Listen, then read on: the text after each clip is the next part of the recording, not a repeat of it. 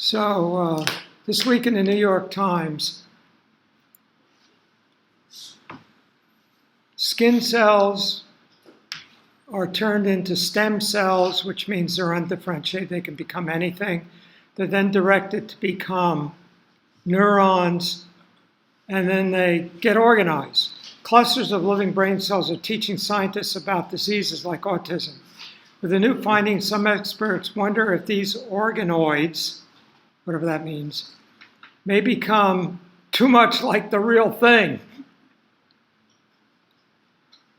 You got this cluster of brain cells in a jar starts to object to being in a jar.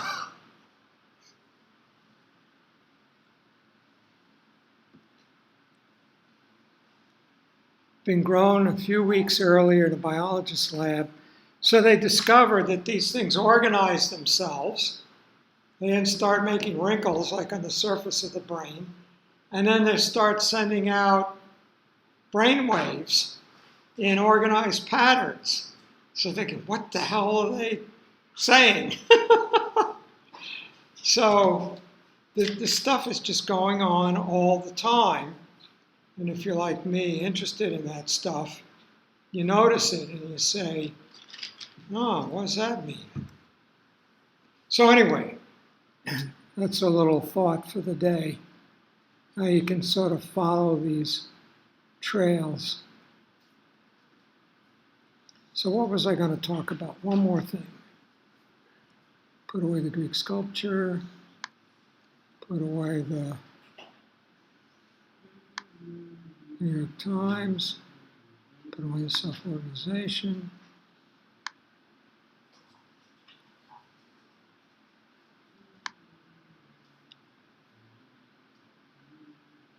So today we talked about what is creativity, and I've got just a few slides, so we'll go through some definitions. So it occurred to me that in reading, I got all the books, particularly if they're on audio, right? Because I'm kind of lazy about reading books. But I go through all these books, and there are lots of books about creativity, The Creating Brain by Andreessen, The Genius in All of Us, on and on. And first thing I realized is we're actually talking about three different things: mastery, innovation, and creativity. So one of the groups, maybe it was your group, said mastery is not necessarily creativity.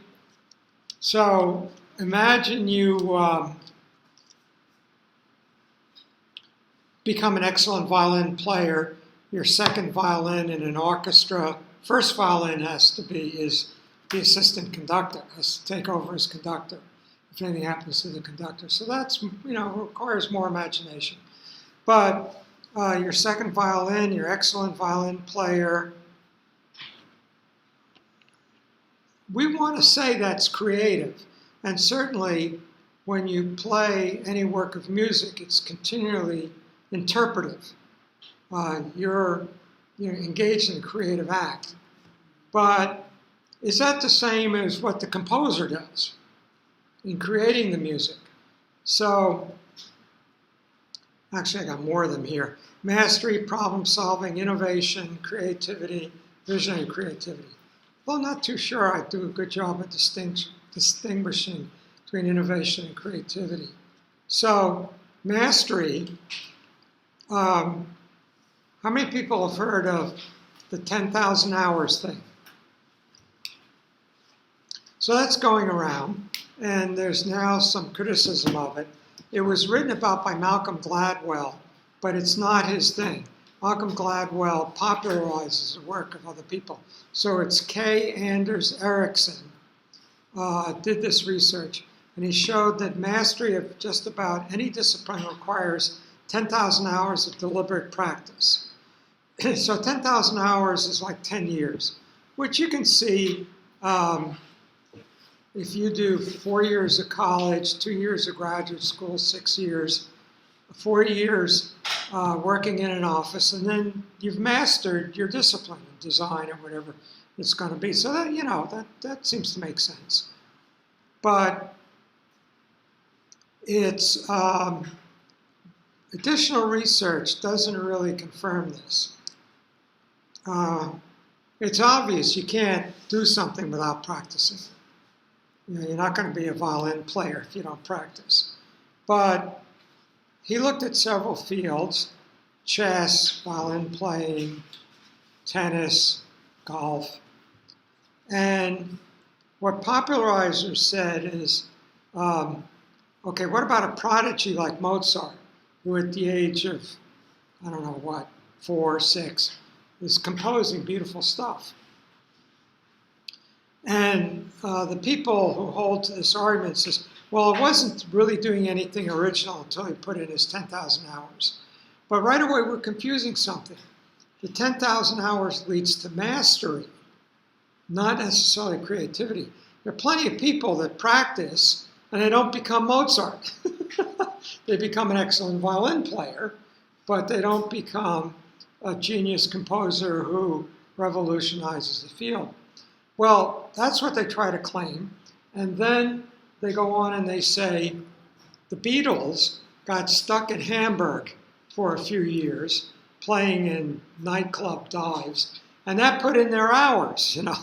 They really had to work, and that's what made them a great rock group. Well, I'm more of Elvis's generation. He didn't put in any 10,000 hours. Day one, he was the king. So, does this really make sense? And I'm reading a book at this very moment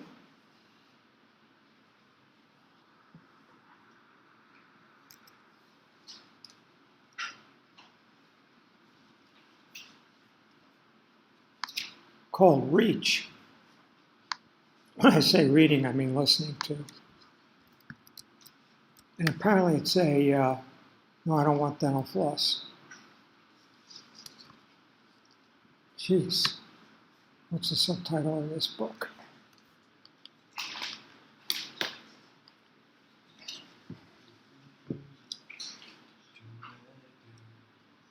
Range, I'm sorry.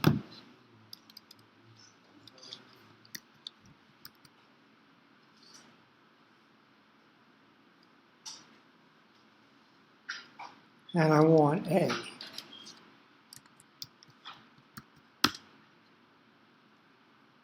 Okay. Why generalists triumph in a specialized world? So what Epstein is arguing is that if you've got, you have to do it mentally. You can't do this to kids, but you have 2 groups of 10 kids. One of them gets 8 hours of violin practice a day. The other one, 3 or 4 hours. They try different instruments. They play some piano, play some guitar. They get into violin for a while. They get into piano for a while. Those are going to become more accomplished musicians. That the range is more important than the narrow focus. So that's his argument. I'm not sure how I feel about it yet, but it's a good book. It's what I'm reading at the very moment. I want to keep up on this stuff.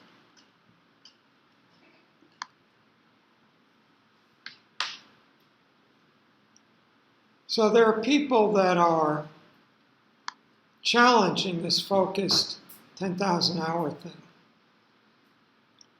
Then there's problem solving. So I don't know how many books I found this stupid thing in. The candle problem. So they give you a candle, a book of matches, and a box of thumbtacks. How to fix and light a candle on a wall in a way that the candle wax won't drip onto the table below. So you're thinking, how can I use these thumbtacks to stick a candle to the wall? You put a thumbtack in a candle, it'll shatter the paraffin.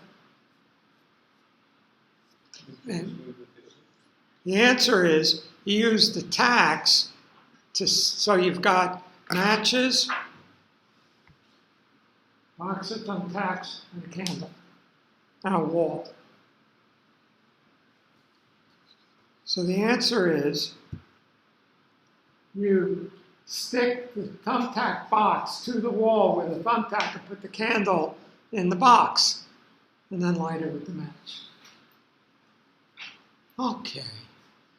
So that's problem solving. How to come up with something that, and so what's the famous phrase in problem solving? Thinking outside the box. Right. In other words, use the stuff you have on hand in a way that's not obvious. You're thinking, oh, well, what do I do with the thumbtacks? It doesn't occur to you, you can use the box. Okay, that's problem solving. It's clever. You want people who can do that in your organization, but I don't know that that's creativity. Innovation. One can master one's discipline and perform well, mastery, without ever creating anything new. Creating something new, notice I'm using the word creating here, is innovation. So innovation is creating something new. Now, innovation is important. Global economies, if you look at history from the 1700s, that the dominant global economies in the 1700s was the age of 16 and 1700s, was the age of mercantilism. You wanted to export more than you imported. Then you get rich. The other way around, you get in debt. And that led to colonialization. So England would colonize India. From India, they got cotton. They would then make the cotton into clothes and bed sheets and sell it to India. Oh, there's 1 billion customers. That's cool. Supply of natural resources and markets. So the European powers competed to have colonies in order to have supplies of raw industrial material, raw materials, and to have markets where to sell their industrial goods. The world of colonization ended at the end of World War II. So the last big colony was India, 1947. England gives India its independence. Then there are a few African colonies that get independence in the 1960s. But it pretty much, by the end of World War II, ended as a global economic system. And the dominant powers, the United States, Japan, Russia, didn't work with colonies. They were big enough to have their own supply and markets. But at that point emerged oil. So you had to have an industrial plant, factories, and raw material supplies. But then by the 1960s, Japan emerged as the world's second largest economy after the United States, long since been outstripped by China, but second largest economy. And Japan has no iron ore, no oil, no coal. And they did it with innovation. So they're making Sony tape recorders. They're making, the best products. You could import the metal and plastic and oil to make the tape recorders, but they made better, cooler stuff than anybody else. Now, Japan has fallen behind, and the United States has reemerge. The United States and China are the two world dominant economies. And the key driver is innovation. So the United States stays ahead. So if you want to say, what are the dominant new technology companies? I'll go back a little bit. Intel, Hewlett-Packard, Apple, Google, Facebook, Twitter, Skype. What did I miss? Microsoft? Oh, Apple. Did I say Apple? Yeah, Microsoft. Okay, what else? Oh, Amazon. Amazon. How many of them are American? All. Except one. Skype. But now Skype is owned by Microsoft. But Skype is some kid in Estonia or something that developed it on his mother's kitchen table. But that's the only one. Every one of them is an American company. And here, the company that Steve Jobs revered was Sony. I mean, Apple was a tiny company when, in the beginning. And Sony was this incredible company that made this beautiful stuff. And that's what he wanted. That was what he revered. That's what he admired. That's what he wanted to imitate. And what have you seen new from Sony since the Walkman? TV. Yeah, but do you buy a Sony TV or a Samsung TV? I prefer Sony. Samsung is pretty dominant. Yeah, I have a Sony. I have a Sony and a Samsung. I have nothing against Sony, but it's Samsung has really dominated flat screen. Now, they make a lot of commercial stuff, like Panasonic and all that. Like they're actually pretty vivid, alive. In the more graphic they stuff. Meaning like Japanese, Sony? like Japanese. Yeah, but they've lost this cutting edge of innovation. I happen to have a Sony Vaio laptop. It was this big.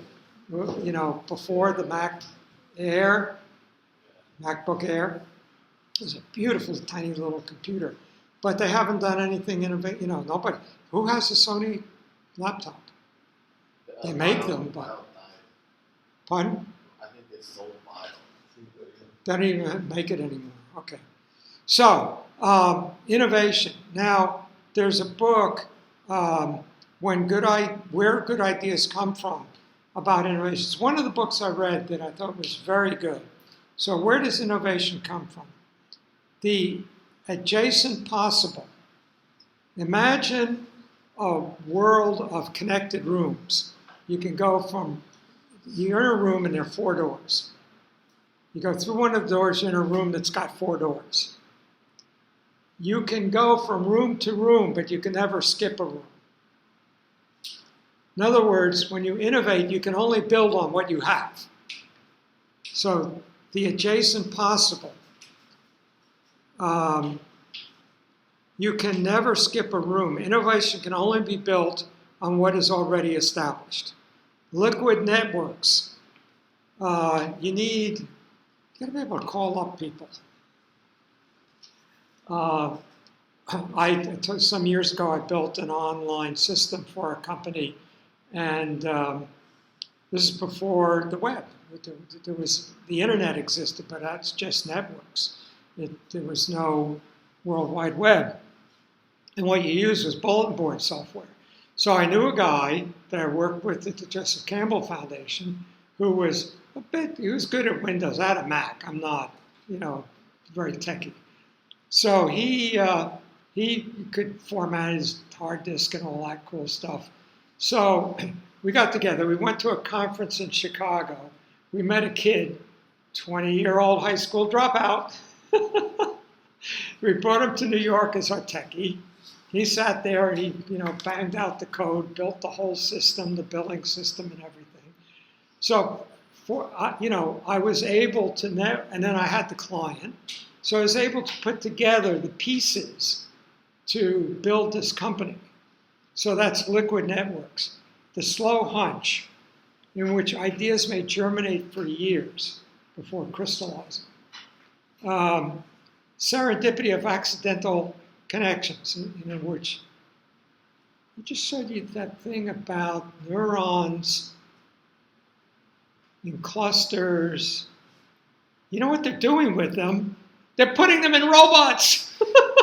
So they direct these little robots to walk around. So we got this spider-like robot. We got this cluster of neuron cells. Let's see if we can put them together. Errors, which can eventually lead to great ideas. Sometimes something is totally wrong, but you know what? There is a way we can use that.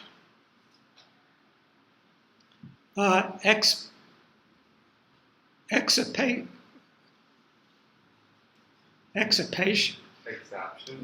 Exaption, thanks. The repurposing of already existing ideas in unforeseen ways. So, we have this widget. Who would have thought we could use it? Well, when they made the first microchips, they weren't thinking they could be used in computers.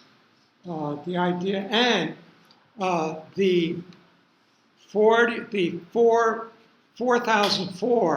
was the first Intel CPU, and then it was the 8008, and then it was the 8088, 8086, and then the 486, 586 Pentium, etc. When Wozniak built the Apple II, one of the first home computers, he used Western Electric's chip that no one was thinking about that cost $40 instead of $2,000. And they, well, cool, we're happy to sell you our chip. Platforms on which innovations can be built. Now, when I built this system for my client, I had an office about maybe half again as big as this room in the meatpacking district. Never afford it today. It was 14th Street and Washington Avenue. And we had Cisco routers, we had T1 cable coming in. No, it wasn't T1, it was something else. We had a dozen phone lines. We had about 6 or 8 computers. Today, you do the whole thing with a laptop. I mean, I have a website. I made some jewelry, and I didn't want to sell it on Etsy. So I hired a guy to build a website. It takes credit cards. It was the whole thing. Just used a platform, a service. So everything we need is available. You just need a laptop, and you can build whole companies. So that's platforms. So who do we think of when we think of innovation? Inventor.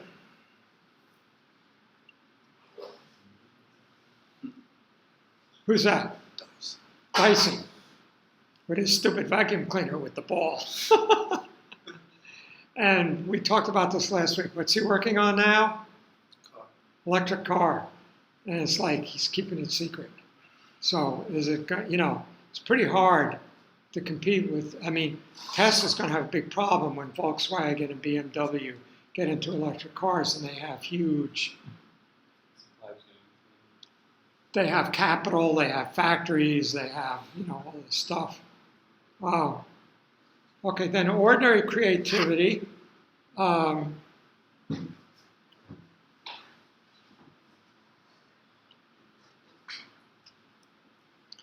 it's interesting, one of the things that I've been running into in all these books on creativity, well, creativity takes place in groups. So when you read my book, you're going to see, obviously, you need a team. I mean, how many people sit through the 10 minutes at the end of the movie with the credits? There's about 2,000 or 3,000 names. So it takes a big team to make a movie.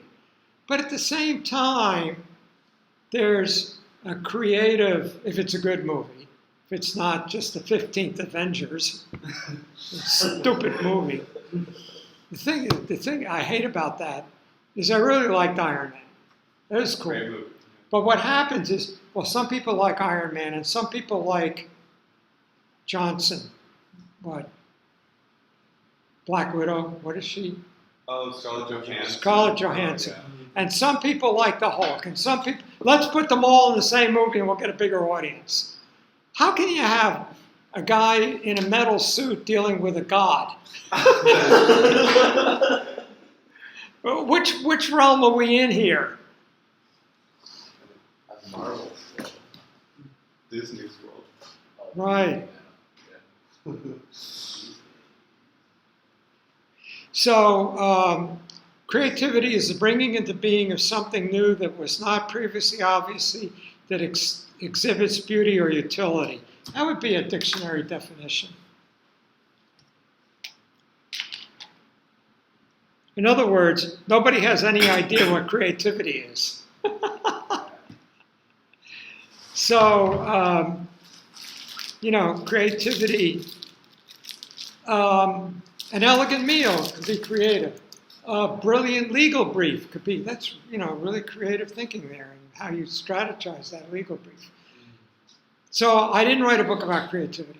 I wrote a book about visionary creativity. It's about how culture grows. How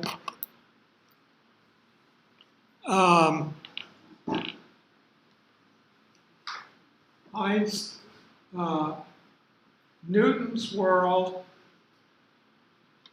and Leonardo's world was one of human-centered humanism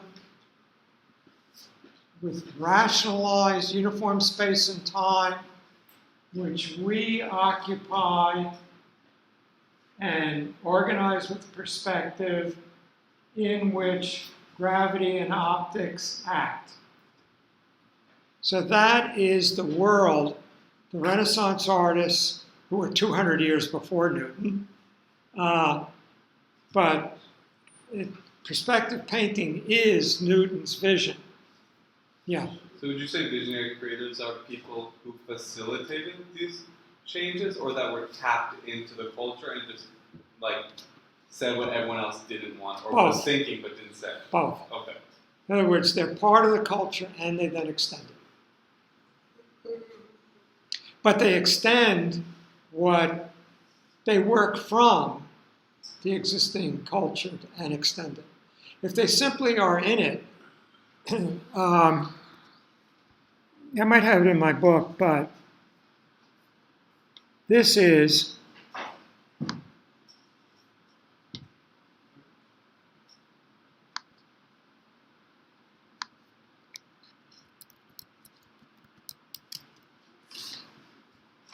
the most admired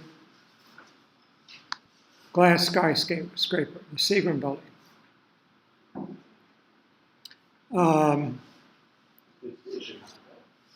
This is, he did buildings, this is Mies van der Rohe, he did buildings in Chicago. He came here to do this, 1958, 53rd Street and Park Avenue.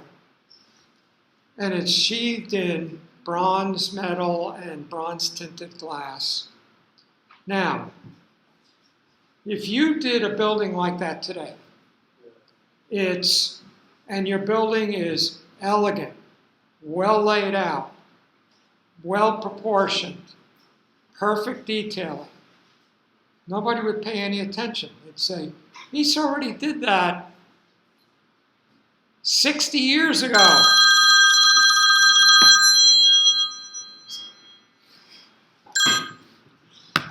Sorry, turn that off. That's the architect of time ship.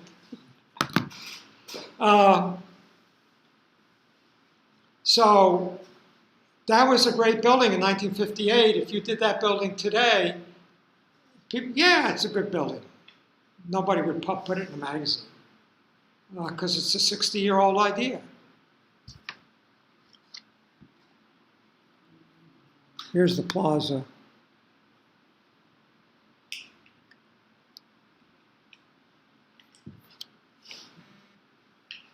that get bigger or do I have to download it?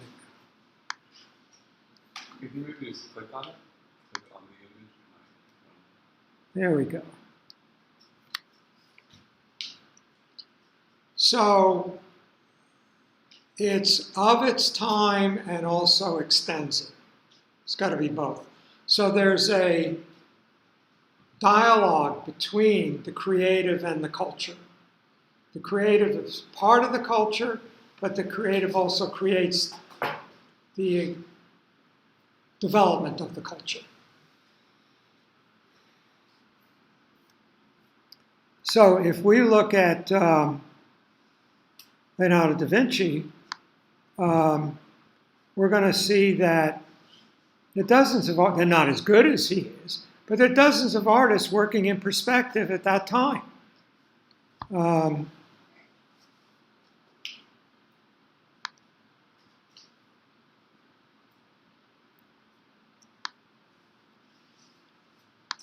So I don't know what creativity is any more than anyone else. It's bringing into existence something new that's innovative or something. But I know what visionary creativity is. It's that kind of creativity which recognizes and extends its culture. And here we have, jumping ahead, skipping a lot of stuff, Albert Einstein totally does away with the Newtonian universe and creates a world in which space is not uniform and continuous, but is continually distorting, so that imagine this room is filled with a 3D grid, and in Newton's world, gravity pulls this down, accelerates it.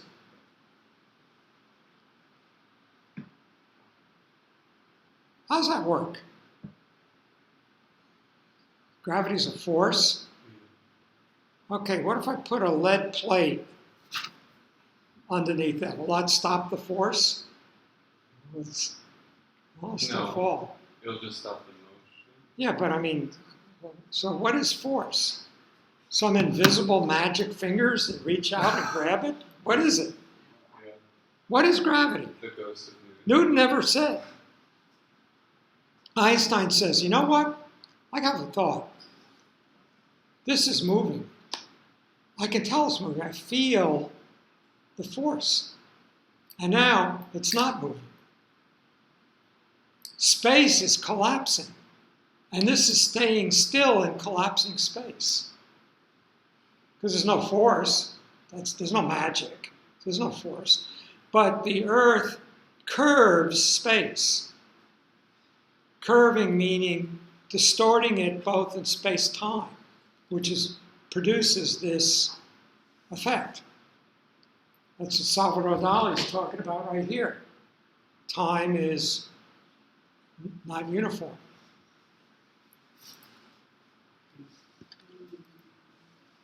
Grown men cry when they read Robert Noyce's biography. He created the whole ethos of Silicon Valley. He created Intel. He's the co-inventor of the chip. So there were transistors, but the idea of putting multiple transistors on a piece of silicon. The first one had about 10 and 100. Now there's several billion on the chips in our computers and phones. And then Steve Jobs says, I wonder what I can do with that. And right here, the graphical user interface, right? So, which has a great story. There's a guy named Doug Engelbert, and he created what's called the greatest demonstration of all time. He was at Stanford Research Institute, SRI, and he created and demonstrated the whole thing. The graphical user interface, which you guys don't know what that is, because that's what we use all the time. It used to be computers were just code. You wanted an italicized word, you type Control-Alt/I, and then the next word will be italicized, then Control-Alt/I, and it unitalicizes. They did going to a menu and saying italic. That was a big invention. It was all done by Doug Engelbert. The graphical user interface, the mouse, the local area network, the laser printer, the whole thing, he introduced it. He's from Xerox, right? Then Xerox took it at Xerox Park. Jobs took it from Xerox. And Xerox actually marketed a computer, the Xerox Star, the Altair and then the Star. And the Star could do things that still can't be done today. And Xerox had to bring in a CEO from the automobile industry to kill it. and then Jobs says, thank you. Took the whole thing. It's called the Mac. And then Microsoft said to Jobs, you're not going to sell your computer without a word processor. And Jobs went to WordPerfect, which was the dominant word processor of the day. So will you make a word processor for us? And WordPerfect said, who are you? Forget it. It's a toy. We work for offices. So he had to go to Bill Gates and Microsoft. Microsoft said, I'll make you a word processor, but you got to license me the technology, the Mac technology, with which he made Windows. So they've all been stealing from each other, yeah. So culture is a stage in which we exist. This is the humanist Renaissance world in which we are human beings in space and time. This is the relativity cubist world of flux. And this is our weird networked world of quantum whatever. And today, our world is no longer what we have thought it to be, and a new world is struggling to be born. We await our visionary creatives. What, if it was this, and then it was this, and then it was this, what's it going to be next? That's what you guys are set to go out in your careers and do.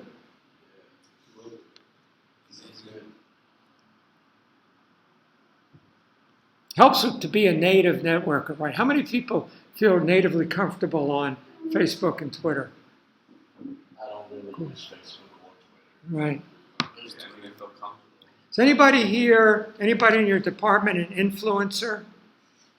In this class last semester, there were a couple of influencers who worked on promoting sneakers and stuff on the web. Someone in my class, I think, has 350,000 followers.